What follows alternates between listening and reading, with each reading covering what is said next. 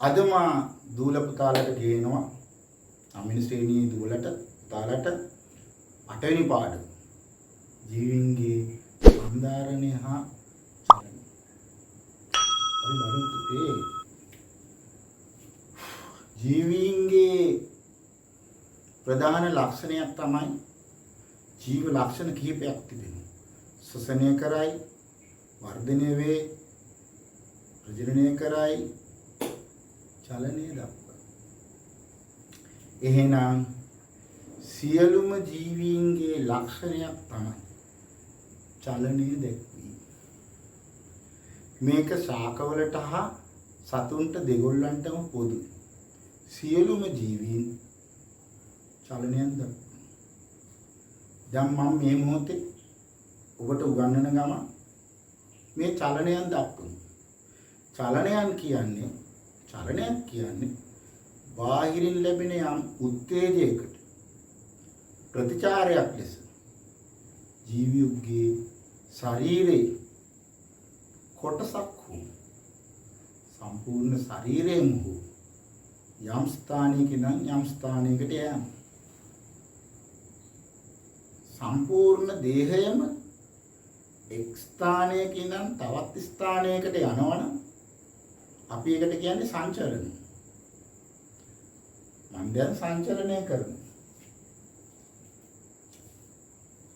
දැන් මගේ සම්පූර්ණ දේහයම එක් ස්ථානයක ඉඳන් තවත් ස්ථානයකට යනවා.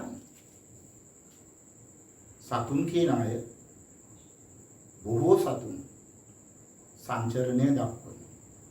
හැබැයි සියලුම ජීවි ශරීරයේ යම් කොටසක් හෝ චලනයන් දක්වනවා. යම් කිසි උත්තේජයකට අපි අතවනනවා නම් සම්පූර්ණ දේහය නිමි. දේහෙන් කොටසක් තමයි චලනය වෙන්නේ. පුෂ්ප පොහොට්ටු දිග හැරෙනවා නම් ශාකයේ යම් චලනයක් ඒ පෙන්නන්නේ. ශාකය සම්පූර්ණයෙන්ම තවත් ස්ථානයකට යන්නේ. සංචරණේ නිමි.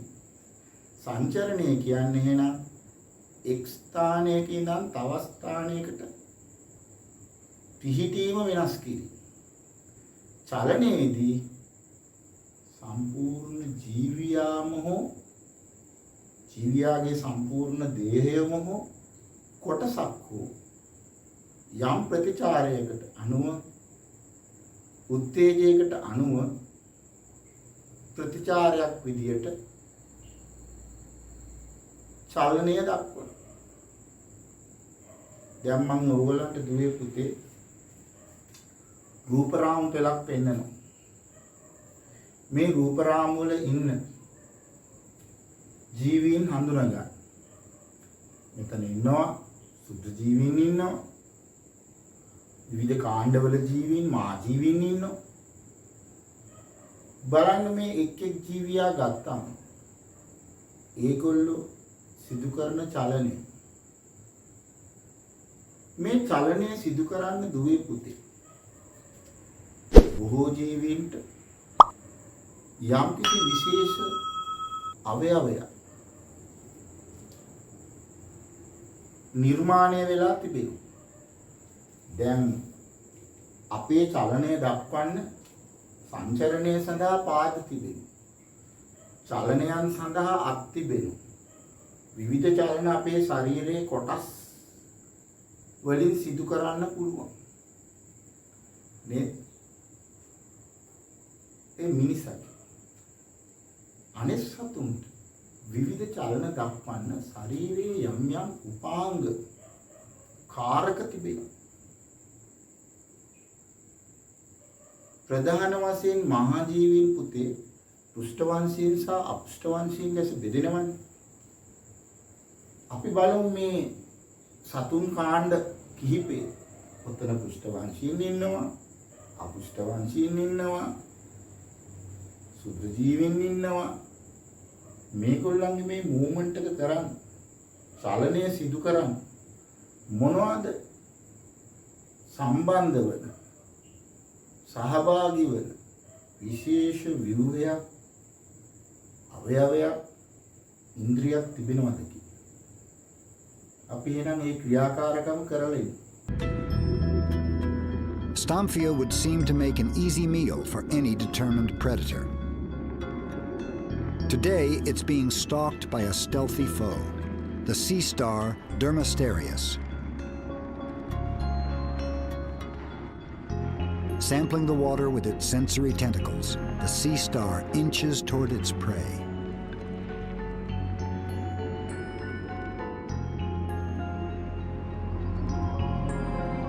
Stomphia remains unaware of the approaching danger. But when Dermasterius comes close enough to touch it, Stomphia springs into action.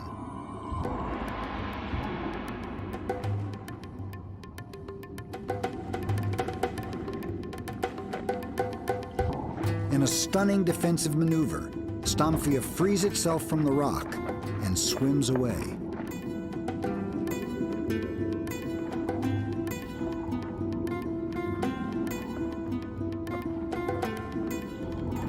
This is one of just a few anemones that can actually swim.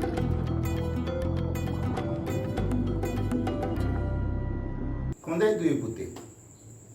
ඕගොල්ලෝ ක්‍රියාකාරකමෙන් හොඳටම දැක්කා. සියලුම ජීවීන් චලනයන් දක්වන. සමහර චලනයන් බාහිරයට පේනවා. සමහර චලනයන් සිරුර ඇතුලේ සිදුවේ. දැන් අපේ ශරීරයේ ඇතුලේ ආමාශය අන්න ස්රෝතය වගේ අවයවවල සිදුවන ක්‍රමාකුංචන චලනයන් අපිට පේන්නේ. හෘද වස්තුවේ සිදුවන චලනයන් අපිට පේන්නේ. එතකොට සුද්ධ ජීවීන් ගත්තම ඒගොල්ලන්ගේ ශරීරයේ ඇතුලේ තියෙන චලනයන් පේන්නේ නැහැනේ අපිට. අන්වීක්ෂයෙන් බලන්න එපා. ඒතර උදාහරණයක් විදියට ඇමීබා ගත්තොත් මේ ඇමීබා සම්පූර්ණ දේහයම එක ස්ථානයක ඉඳන් තව ස්ථානයකට පිහිටීම වෙනස් කරනවානේ. ඒක සංචලනයක්. චලනයක් විදියට ජීවීන් චලනයක් විදියට අපි ඒක දක්වන්න පුළුවන්. එතකොට මොනවද විශේෂ අවයවය? ව්‍යාජපාත. ක්ලැමිඩෝමෝනාස් යුග්ලිනා වගේ සුද්ධ ජීවි කශිකා යොදාගන්න. පැරමීසියම් කියන සුද්ධ ජීවිය පක්ෂම කියන විශේෂ ඒ පක්ෂම වල සැලීම් මගින් තමයි එයා සංචරණය කරන්නේ. පිහිනීම කරන්නේ. මහා ජීවීන් ගත්තම සංචරණය සඳහා පාද ඒ වගේ අවයවයන් විශේෂ අවයවයන් තිබේ. පක්ෂීන් ගත්තම දුවේ පුතේ ඔයගොල්ලෝ දන්නවා ඒගොල්ලන්ගේ සංචරණ ක්‍රමය පියෑඹීම. ඒකට විශේෂයෙන් සකස් වෙලා තියෙනවා පියාපත්. ඩොල්ෆින් කියන සීරපායි සත්වයා ගත්තම සාගරයේ වෙසෙන එයාට පිහිනීම සඳහා උපකාරී වෙන්නේ විශේෂ ව්‍යුහය අවල්පක්. It's a long-known fact that sharks prefer to avoid dolphins. They swim away quickly when they see them, especially grampus dolphins. Simultaneously, in the stomachs of some sharks, we found parts of dolphins. How can it be that such fearless predators are afraid of cute and playful dolphins? Let's take a look at this. Why are sharks afraid of dolphins? Dolphins are mammals that live in pods and are quite clever. It's well known that dolphins are not as harmless as they seem and know how to protect themselves. When they see an aggressive shark, they immediately attack it with the whole pod, not giving the shark any chances of survival. This is why sharks tend to avoid pods with many dolphins. Dolphins have some advantages over sharks due to the way their body is built. Their upper fin makes them very flexible. හැබැයි ගොළු බෙල්ල, ගැඩවිල, කූඩැල්ල, ඇතැම් සර්පයි, නායා, ගැරන්ඩියා වගේ සතු, උරගින්, ඇතැම් උරගින්, සර්පයින් විශේෂ අවයව නැහැ ඒගොල්ලන්ගේ චලන දක්වන්න. ඇතම් වෙලාවට නායා ගැරන්ඩියා වගේ සතුන්ට යම් චලනයන් දක්වන්න එයාගේ හැමේ පිහිටි මුළු ශරීරයම සමහරලාට සංචරණය සඳහා උදව් වෙනවා. විශේෂ අවයවයක් නැහැ. කොරළ වගේ ඒවා උදව් වෙනවා. දෙඩි කෙඳි වගේ ඒවා උදව් වෙනවා. චුෂකර වගේ ඒවා නම් කූඩල්ලා වගේ සත්වයක් ගත්තම එයා එක ස්ථානයක් අල්ලගෙන තව ස්ථානයකට යනවා. එතකොට එයාගේ චලනය පෙන්වන්න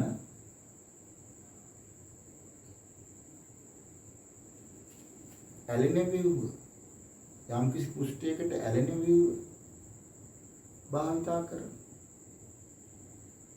ඊළඟට අපුෂ්ඨ වංශයෙන් ගත්තම පුතේ අපුෂ්ඨ වංශයෙන් අපි දන්නවා කොඳුයට පෙළේවත් කශේරුවක් නොමැත.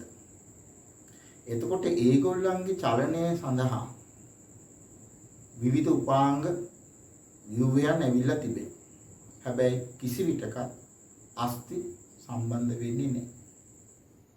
අස්ථි සම්බන්ධ වෙන්නේ පෘෂ්ඨ වංශයෙන් ජීවීන්. පෘෂ්ඨ වංශයෙන් කිව්වේ පුතේ කොඳුයට පෙළ හෙවත් කශේරුව තියෙනවා. එහෙනම් මේ අපේ කොඳුයට පෙළ හෙවත් කශේරුව මොකටද වැදගත් වෙන්නේ? එකක් තමයි අපිට මේ විවිධ චලන දක්වන්න ඕන වෙනවා. සංචරණය සඳහා උමනා වෙනවා. අපේ ශරීරයේ මේ විදියට හැඩය පවත්වාගෙන යන්න මේ අස්ථි පද්ධතිය ඕන වෙනවා. අස්ථි සහ පේශි. අස්ථි සහ පේශි ප්‍රධාන වශයෙන් පෘෂ්ඨ වංශීන්ගේ චලනයන් සඳහා උදව් වෙනවා. සංධියක් කියන්නේ දුවේ පුතේ අස්ථි දෙකක් හෝ කිහිපයක් එකතු වෙන තැන. විශේෂ ස්ථානයක් එතන. අපි එකට කියනවා සංධියක් කියලා. දැන් මෙතන තියෙනවා එක සංධියක්. මේ අස්ථි දෙක එකතු වෙන ස්ථානය තමයි ඒ සංධිය තියෙන්නේ. අපි ක්‍රියාකාරකමකට යමු. රූප රාමුකලකුත් බලමු. ඔන්න දුවේ පුතේ අපි 9 වෙනි ශ්‍රේණියේ චලනය කියන පාඩමේ ක්‍රියාකාරකමක් කරන්න මේ විදිහේ නිර්මාණයක් මම කරා. මොකක් කියලාද ඔයගොල්ලෝ හිතන්නේ? ඔයගොල්ලන්ගේ පෙළ පොතේ තියෙන ක්‍රියාකාරකම මේ කරන්නේ. මේක සමාන වෙනවා සමාන කරනවා මම මිනිසාගේ මේ පූර්ව බාහුව. පූර්ව බාහුවේ වැලමිට සංධිය. මේ වැලමිට සංධිය නිරූපණය වෙන ඒහා සම්බන්ධ අස්ථි මතක් කරගමු. මෙතන තිබෙන අස්ථිය තමයි මේ. මේ අතර ගන්න. මෙතන තිබෙන අස්ථිය මතක තියාගන්න. ප්‍රගණ්ඩ අස්ථිය. මෙතන මේකේ නියෝජනය වෙනවා අස්ථි දෙකක්. උඩින් තියෙන අස්ථිය අරාස්ථිය, යටින් තිබෙන අස්ථිය අන්වරාස්ථිය. අරාස්ථිය අන්වරාස්ථිය. අකුරු වැඩි අන්වරාස්ථිය. හොඳේ යටින් තියෙන එක අන්වරාස්ථිය. උඩින් තියෙන්නේ අරාස්ථිය. අපේ අතේ අරාස්ථිය සහ අන්වරාස්ථිය මෙතන තිබෙනවා. මෙතන තිබෙන අස්ථිය තනි අස්ථියක් ප්‍රගණ්ඩ අස්ථිය. පැහැදිලිනේ? ඊළඟට මෙතන ප්‍රගණ්ඩ අස්ථිය හා සම්බන්ධ වෙනවා පේශි දෙකක්. එකක් මේ උඩින් තියෙන එක ද්විශීර්ෂ පේශිය. ඒ ද්විශීර්ෂ පේශිය තමයි මේ විදියට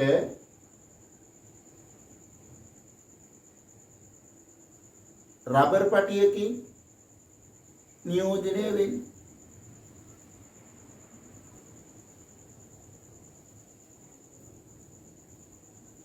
ඊළඟට දුවේ පුතේ මෙතන තව පේශියක් තිබෙනවා යටපැත්තේ ඒ යටපැත්තේ තියෙන ත්‍රිශීර්ෂ පේශිය තමයි මේ රබර් පටියෙන් පෙන්නුම් කරන්නේ. මම මේ විදියට හැදුවා. මෙතන තියෙන සංදියට අපි කියනවා වැලමිට සංදිය. බෝල්ටනියක් දාලා මෙතන හදලා තියෙනවා. මේක චලනය කරන්න. පෘෂ්ඨවංශීන්ගේ චලනයන් පෙන්වන්න අනිවාර්යයෙන්ම අස්ථි සහ පේශි සම්බන්ධ වෙනවා. එහෙනම් මෙතන සම්බන්ධ වෙන පේශි මොනවද? අස්ථි මොනවද? පේශි දෙකයි මේ රබර් පටියෙන් පෙන්වන්නේ ද්විශීර්ෂ පේශි. මේ රබර් පටියෙන් පෙන්වන්නේ ත්‍රිශීර්ෂ පේශි. මේ දෙකම ප්‍රගණ්ඩාස්ථියට සම්බන්ධයි. ද්විශීර්ෂ පේශිය මේ පැත්තේ කෙළවරෙන් සම්බන්ධ වෙන්නේ අර අස්ථියට. ත්‍රිශීර්ෂ පේශිය සම්බන්ධ වෙනවා අන්වරාස්ථියට. අන්වරාස්ථියටයි සම්බන්ධ වෙන්නේ. එහෙනම් අපි බලමු මේකේ චලනය කොහොමද වෙන්නේ කියලා. අපේ අත ගත්තම දුවේ පුතේ මේකේ චලනය මීට වැඩිය කරන්න බෑ. මෙතනින් එහාට තව නවන්න බෑ. යටි අතර නවන්න බෑ. මම ඒ විදියට හැදුවේ. මේකත් ඔය ගානට නැවෙන්නේ.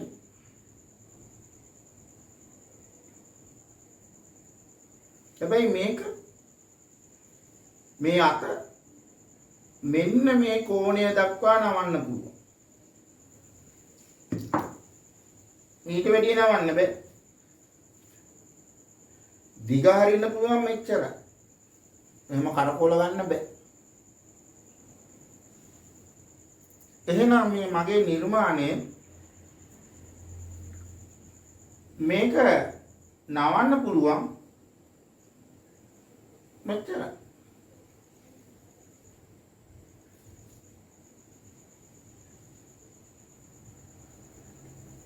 දැන් බලමු මේකේ චලනය කරන්න පුළුවන් අත මේ අතට කොහොම දිග හරින්න නවන්න පුළුවන්. එතකොට මේ චලනය හා සම්බන්ධ වෙනවා අස්ථි 3ක් පේශි 2ක්. මේ අස්ථි අතර තියෙන සම්බන්ධය මෙතන අපි බෝල්ටනයකින් සම්බන්ධ කරාට අපේ අතේ ඒ සම්බන්ධය ඇති වෙන්නේ බෝල්ටන වලින් නෙමෙයි බන්ධනී වලින්. දැන් බලන්න මේ අත දිග හරින විට මේ අත මෙහෙම දිග හරින විට දැන් මෙහෙම නවල තියෙන අත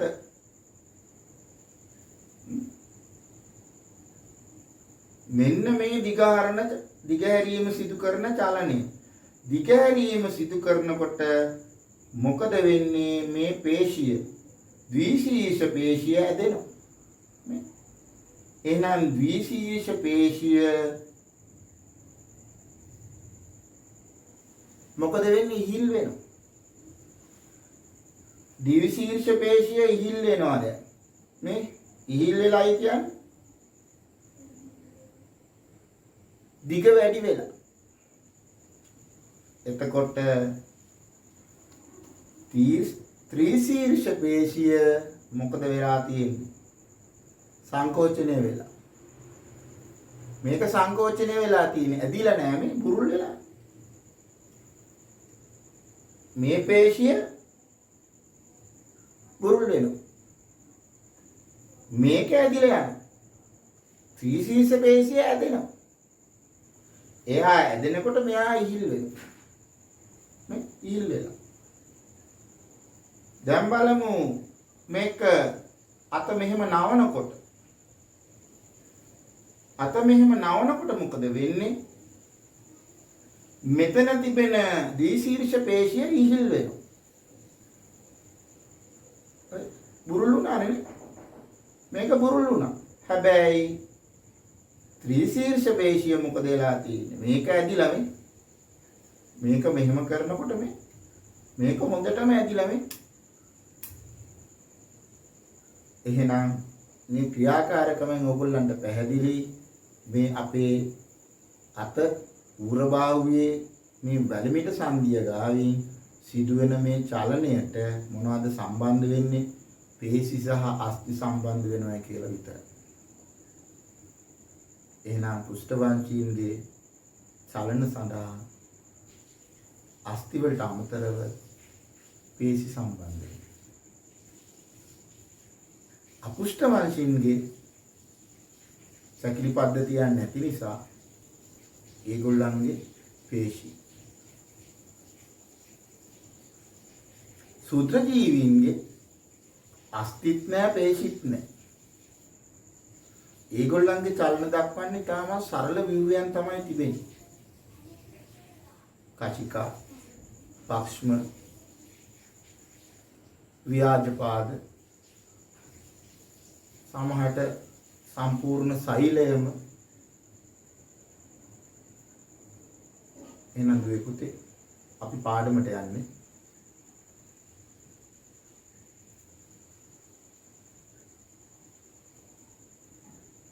හොඳයි දුවේ පුතේ.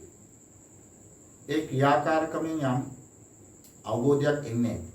අපි බලමු දුවේ පුතේ පේශියක් හැදිලා තියෙන්නේ කොහොමද කියලා. පේශියක් හැදිලා තියෙන්නේ දුවේ පුතේ මෙන්න මේ විදියට සිහින් දිගටි සෛල විශේෂයක් මගින්. මේකට කියනවා පේශි සෛල කියලා. මේ පේශි සෛල වල විශේෂ ලක්ෂණයක් තමයි දුවේ පුතේ තන්තුවක් විදියට තියෙනවා.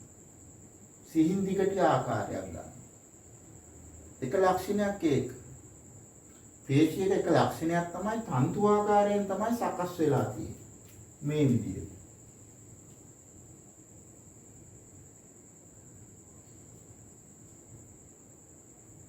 මේ විදියට පේශියක මේ විදියට තන්තු සෛල තිබෙනවා. තන්තු සෛල රාශියක් එකතු වෙලා තමයි හැදෙන්නේ. මේ පේශි සෛලයක තියෙන විශේෂ ලක්ෂණයක් තමයි මේ පේශි සෛලයට පුළුවන් සංකෝචනය වෙන්න. පේශි සෛලයට පුළුවන් සංකෝචනය වෙන්න.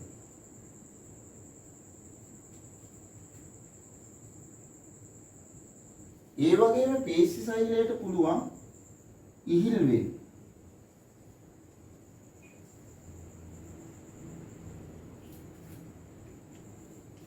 දිගින් වැඩි කරගන්න පුළුවන්. පේශි සෛලයකට පුළුවන් දිගින් වැඩි කරගන්න. දිග අඩු කරගන්න පුළුවන්. එහෙනම් පේශි සෛලයක ලක්ෂණ කීපයක් තියෙනවා. එකක් තමයි තන්තු ආකාරයෙන් සැකසෙලා තියෙන්නේ. සංකෝචනය වෙන්න පුළුවන්. ඉහිල් වෙන්න පුළුවන්. අපි මේක ගත්තොත් මේ පේශි සෛලයේ සංකෝචනය වුණා. එයාට ඕනනම් ආයි දික් වෙන්න පුළුවන්. ඉහිල් වෙන්න පුළුවන්. එයාට ඕනනම් ආයි මුල් තත්ත්වයට එන්න පුළුවන්. පේශි සෛලය සංකෝචනය වෙන්න පුළුවන්. දිග වැඩි කරගන්න පුළුවන්. ඉහිල් වෙන්න පුළුවන්. නැවත මුල් තත්ත්වයට එන්න පුළුවන්. ඕනෝ පේශි සෛලයක මේ ලක්ෂණය තියෙනවා. මෙන්න මේ ලක්ෂණ වැදගත් වෙනවා දුවේ පුතේ. එම ජීවීන්ගේ පෘෂ්ඨවංශීන්ගේ චලන පෙන්වන්න. පෘෂ්ඨවංශීන් නම් චලන දක්වන්න අස්ථි වලට අමතරව පේශිත් යොදා ගන්න.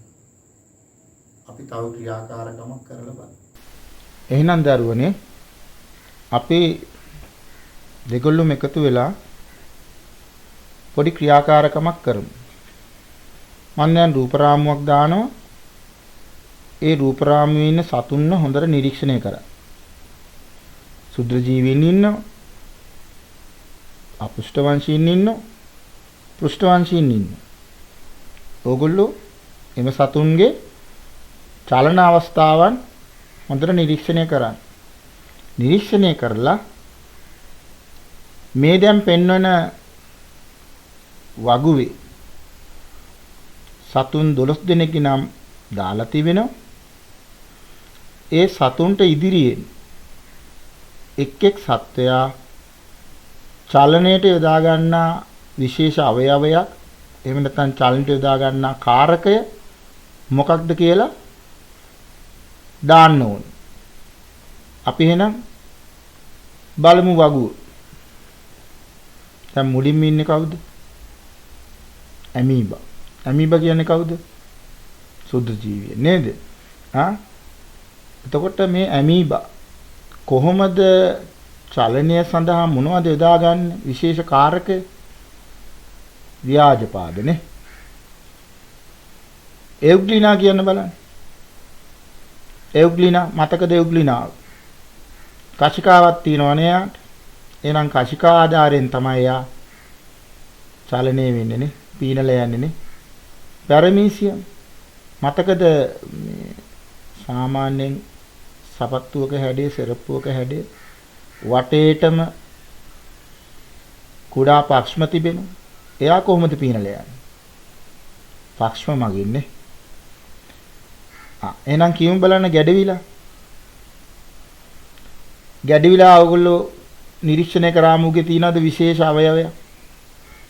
එහෙනම් චලනය සඳහා විශේෂ අවයවයක් නැහැනේ. කූඩැල්ල. කූඩැල්ලෙත් ඒ වගේ විශේෂ අවයවයක් නැහැ. ඩොල්ෆින්. ඔයගොල්ලෝ ඩොල්ෆින් කියන්නේ මත්ස්‍යයෙක් කියලාද අඳුරගන්නේ? නැහැ. ඩොල්ෆින් කියන්නේ කවුද? සීරපායි සත්වෙ නේද? එහෙනම් මතක් කරන්න එයාගේ චලනට දා ගන්නා විශේෂ අවයවය මොකද්ද? අවල්පල්. ගොළුබෙල්ල. ගොළුබෙල්ල නම් ගොඩබිම ගොළුබෙල්ල ඕන් තරම් දැකලා ඇතිනේ. ගොළුබෙල්ලගෙත් විශේෂ අවයවයක් නැහැ. නායා. නායාගේම පාද එහෙම දැකලා තියෙනවද ඔයා? නායා චලනය වෙනකොට අපි නිකන් විවාහයේදී කියනවා ගැරන්ටි කකුල් ගැරන්ටිට කකුල් තියෙනවද නෑ නේද? එහෙනම් නායා ගැරන්ටි ආය වගේ සර්පයින්ට චලනය සඳහා විශේෂ අවයව නැහැ. ගෙම්බා. ගෙම්බා පැන පැන යන සත්වෙක් නේද? එහෙනම් එයාගේ පාද 4ක් තියෙනවනේ. පාද තමයි එහෙනම් චලනෙට යොදාගන්නේ. කපුට. කපුට කියන්නේ පක්ෂියෙක්. එයාට පියාඹීමක් කරන්න පුළුවන්. ඇහිඳගෙන කන්න පැන පැන වගේ යන්නත් පුළුවන්. ඇවිදගෙන යන්නත් පුළුවන්. එහෙනම් පියාඹීම කරන්න මොනවද ඕන කරන විශේෂ අවයව පියාපත්. පාදත් එහෙනම් වැදගත් වෙනවා. එහෙනම් පියාපත් හා පාද. චීටා. ඒගෙම දුවන සිව්පාසතෙක් නේද? එයාගේ මොනවද තියෙන්නේ? චලනට යොදාගන්නේ. පාදනේ. මිනිසා. මිනිසා ඇවිදීම සහ දිවීම කරනවානේ. එහෙනම් එයාගේ විශේෂ අවයවයක් විදියට පාද හඳුන්වන්න පුළුවන්. හැබැයි මෙතන නැතුණත් පුතේ මත්ස්‍යයින් පිහිනීම සඳහා ඒගොල්ලන්ගේ වරල් චලනය සඳහා යොදා ගන්න. ඊළඟට දුවේ පුතේ අපි බලමු මිනිසාගේ වැලමිට සංදිය පිහිටලා තියෙන ආකාරය. මිනිසාගේ වැලමිට සංදිය දුවේ පුතේ අපි රූපරාම පෙළක් පෙන්වන්න. ඒ රූපරාම පෙළ අණු ඔයගලන්ට පේනවා අස්ථි තුනකින් හැදිලා තියෙනවා. මිනිසාගේ මේ පූර්ව බාහුව අස්ථි තුනකින්. මෙතන තනි අස්ථියක් තියෙනවා. මෙතන තියෙන තනි අස්ථිය අපි කියනවා ප්‍රගණ්ඩාස්ථිය. ප්‍රගණ්ඩාස්ථිය. ඊළඟට තියෙනවා මේ ප්‍රදේශයේ අස්ථි දෙකක් අරාස්ථිය.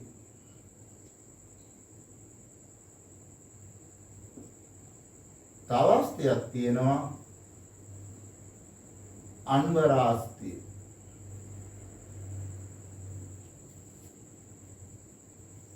ප්‍රගණ්ඩාස්ථිය හා සම්බන්ධ වෙනවා අරාස්ථිය සහ අන්වරාස්ථිය. ඒව සම්බන්ධ වෙන විශේෂ ව්‍යුහයක් තියෙනවා. ඒ වලට කියන්නේ බන්ධනී කියලා. බන්ධනී වලින් තමයි මේ අස්ථි එකිනෙක බැඳිලා තියෙන්නේ. ඊළඟට ප්‍රගණ්ඩාස්ථිය හා සම්බන්ධව තියෙනවා පේශියක්. ඒ පේශියේ නම දුවේ පුතේ ශීර්ෂ පේශිය. ඊළඟට මේ ප්‍රදේශයේ තව පේශියක් තිබෙනවා. අපි ඒකට කියන්නේ ත්‍රි ශීර්ෂ පේශිය. අපි දැන් බලමු වැලමිට සංදිය පිහිටන අයුරු ඇඳලා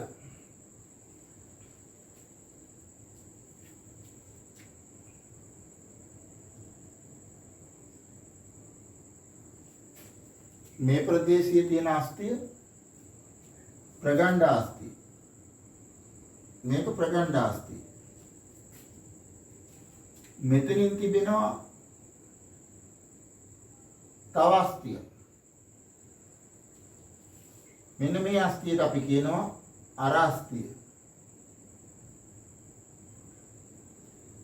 මෙතනින් තිබෙනවා තවත් අස්තියක්. ඒ අස්තියට අපි කියනවා අන්වර අස්තිය කියලා. ඔන්න අස්ති තුන උමයි තිබෙන්නේ. මෙතන තියෙන සංදියට අපි කියනවා මොන සංදියද? වැලමිට සංදිය. අස්ති සම්බන්ධ වන ස්ථානයට කියන්නේ වැලමිට සංදිය. මේවා සම්බන්ධ වෙලා තියෙන්නේ බන්ධනී මගින්. මෙතන තියෙනවා පුතේ පේශිය.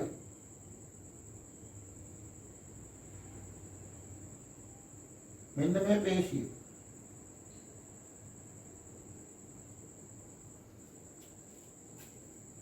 මෙන්න මේ පේශියට අපි කියනවා ද්විශීර්ෂ පේශිය. ද්විශීර්ෂ පේශිය. එහෙනම් ද්විශීර්ෂ පේශිය කොහෙටද සම්බන්ධ වෙලා තියෙන්නේ? ද්විශීර්ෂ පේශිය සම්බන්ධ වෙලා තියෙන්නේ අරස්තියට. අරස්තියට සම්බන්ධ වෙලා මේ ද්විශීර්ෂ පේශිය සංකෝචනය වන විට තමයි මේ ද්විශීර්ෂ පේශිය සංකෝචනය වන විට මේක මෙහෙම සංකෝචනය වන විට මෙතන අත නැවෙනවා වැලමිටි. මේක ඉහිල් වෙනකොට අත දිග හැරෙනවා. එහෙනම් ද්විශීර්ෂ පේශිය සංකෝචනයෙන් මොකද වෙන්නේ? මේක සංකෝචනුනේ ගමන් අත මේ විදිහට නැවෙනවා. ඊළඟට තව මෙතන පේශියක් තියෙනවා දුවේ පුතේ. ඒක සම්බන්ධ වෙලා තියෙන්නේ අන්වරාස්තියට. මේකට අපි කියන්නේ ත්‍රිශීර්ෂ පේශිය. ත්‍රිශීර්ෂ පේශිය. එහෙනම් මෙතන අස්ති දෙකයි. එක අස්තියයි ප්‍රගණ්ඩාස්තිය පේශි දෙකයි. මොකද්ද පේශි දෙක? උඩින් තියෙන පේශියට කියනවා ද්විශීර්ෂ පේශිය. මේ පැත්තේ තියෙන පේශියට කියනවා ත්‍රිශීර්ෂ පේශිය. ද්විශීර්ෂ පේශිය සම්බන්ධ වෙන්නේ අරාස්තියට. ත්‍රිශීර්ෂ පේශිය සම්බන්ධ වෙන්නේ අන්වරාස්තියට. එතකොට මෙයා සංකෝචනය වන විට ද්විශීර්ෂ පේශිය සංකෝචනය වන විට ත්‍රිශීර්ෂ පේශිය ඉහිල් වෙනවා. ත්‍රිශීර්ෂ පේශිය සංකෝචනය වන විට ද්විශීර්ෂ පේශිය ඉහිල් වෙනවා. අත දිග හැරෙනකොට ද්විශීර්ෂ පේශිය ඉහිල් වෙනවා. මෙයා සංකෝචන වෙනවා. අපි කලින් ක්‍රියාකාරකමින් ඔයගොල්ලෝ ඒ බව හොඳට දැක්කා. එහෙනම් දුවේ පුතේ මේ පාඩමේ පළවෙනි කොටස මම මෙතනින් සමාප්ත කරනවා. දෙවෙනි කොටස සමග අපි යන්නේ අමු.